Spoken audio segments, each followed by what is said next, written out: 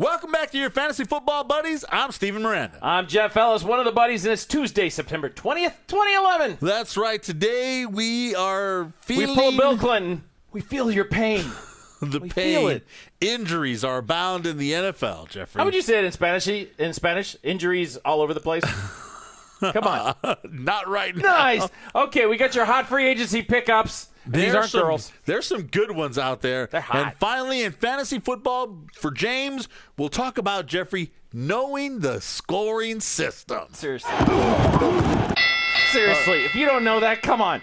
All right. It's a little late, but better find out now. Better late than never, okay? Exactly. We start off with the injury report, which basically runs the length of my arm. That's why I have it here. Injuries are not good, Jeffrey. I don't know if injuries are up in the NFL this season, but it has not been good. I don't have an official report. I just have eyes and a brain, and injuries are up, Steven, off the charts. Not just fantasy football related, up across the board.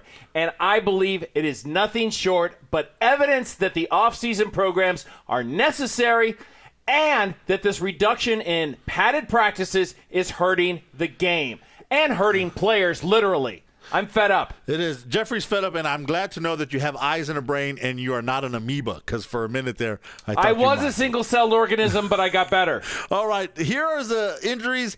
We're gonna go rapid fire. Them. What else we do? Let's just go straight at you. We were here for this one. Ow. Tony Romo, quarterback of the Dallas Cowboys, 2 cracked rib, punctured lung. One rib. Did they remove it? They actually did the MRI. One cracked rib, but punctured into the lung. He returned back into that game, which was amazing.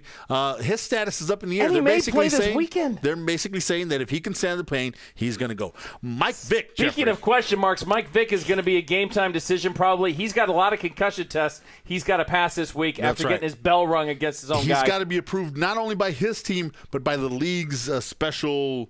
neurological specialist person, yes. Quarterback Ben Roethlisberger, Pittsburgh Steelers.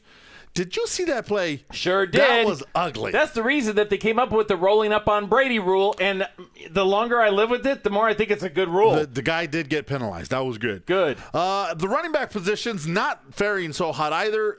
If you had Jamaal Charles and you took him in the first round, ouch. He is out for the season with a torn ACL. Very bummed about that. Do you know Sean Moreno? No, I don't. I wish I didn't know Sean Moreno because I do have him in one league, and he has missed week 2 with the hamstring, and he, again, day-to-day. Day-to-day, may miss week 3. Arian Foster owners, we tried to tell before the season. We warned you. Pick up Ben Tate everywhere, and if you did, you're loving life. And if you've got Arian Foster, you're bummed. He left the week 2 game, re-aggravated his hamstring again.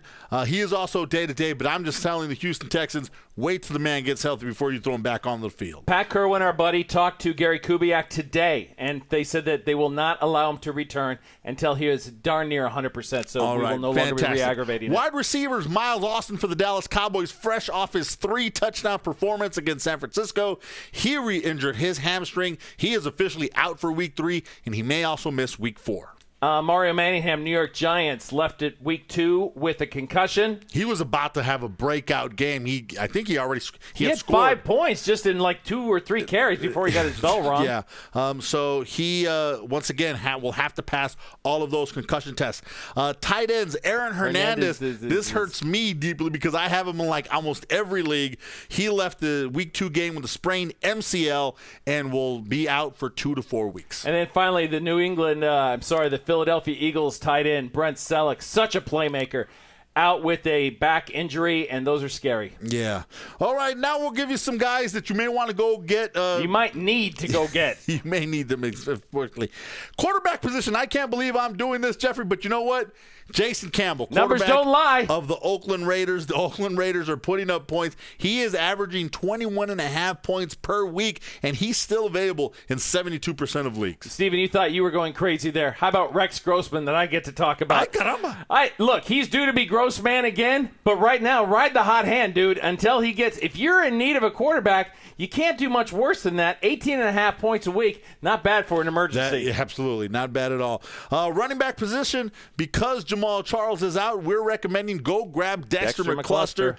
His workload is going to increase and go through the roof, and I think the Chiefs are going to have to depend on their running game. He's going to have to get a lot of carries. As this cat predicted, Mike Shanahan can't make up his mind about the running back, and so Hightower's value is falling, and Roy Helu's value is rising as they seem to be going back to a running back by committee, which I never thought Shanahan would do. Helu saw his workload increase in week 2, and he actually put up 10 fantasy points, and he's available in like 94% of leagues. Wide receivers, Jeffrey, I am falling in love with this guy, Eric Decker, wide receiver of the Denver Broncos. He has made his opportunity just is doing great. Eddie Royal went out with an injury, and so did Brandon Lloyd. So in comes Decker. In back-to-back weeks, he's found the end zone 3 times. And, Jeffrey, he's available in 94% of leagues, and he's averaging 17 points per game. I can't do you better in numbers, but I can tell you this. Available in 98% of leagues is Denario Alexander of the St. Louis Rams. Look, Sam Bradford is going to throw the ball. He is going to find guys to hit because he's a damn good quarterback. And you're right, and Alexander. With Danny Amendola being down. That's exactly right. Amendola, he's got someone else to go through, and he shredded the Giants for 18 points. And they're not a bad defense. Real quickly, Jeffrey, fantasy football for James. This little lion, okay, who's right now, the little lion came up to me, and he asked Jeffrey, he said, how do defenses score points? How is it that I lost 5 points having the Chargers defense this week? Look, people, I'm not saying that it's late for you to go and find out what your scoring is. I'm saying it's late. Go find your scoring right now, because it's better late than never. You should have known the scoring rules going into your draft, but if you don't know them now, now's the time to find out, because are you in a PPR league? Points per reception. That's right. That could be a difference of 18 points and 28 points. That's a lot. That is a lot. So, James, if you're watching right now, I know you are. Because we can see you. Go out and find out what the rules are for your scoring. After you're done getting up the last video. I'm Steven Miranda. Jeff Ellis. For your fantasy football buddies.